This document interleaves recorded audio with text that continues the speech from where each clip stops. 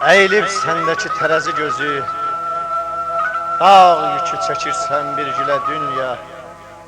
Sayılmır ağ bir çək, ağ saqqal sözü. Dağıl belə dünya, yan belə dünya.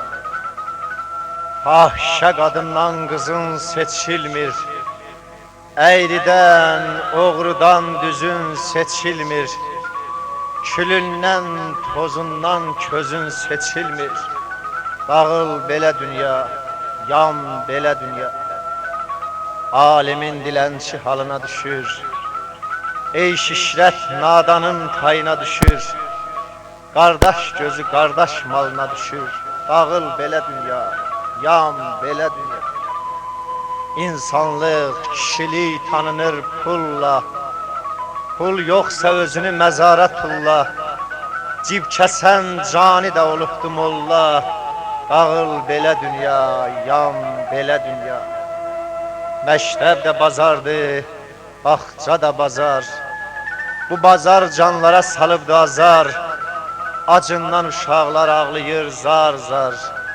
Dağıl belə dünya, yan belə dünya. Rüşvətxor ağsaqqal donuna girib, siçanlar aslanlar oyununa girib, laqeydli millətin qanına girib. Dağıl belə dünya, yan belə dünya. Bu torpaq uğrunda çox şəhidlərin, satqın əməllərə tuş şəhidlərin, məzarsız qalıbdı öz meyitlərin. Dağıl belə dünya, yan belə dünya. Nökər də narazı, bəy də narazı. Təkcə bir özün sən özündən razı.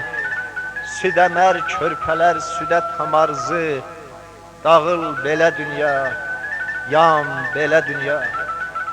İnsan öz yurdunda qaçqın olarmış, müqəddəs ocağı yada qalarmış.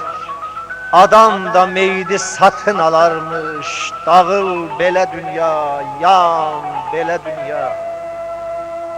Belə bir dünyada yaşamaq nədir? Səndəki ədalət bir əfsanədir.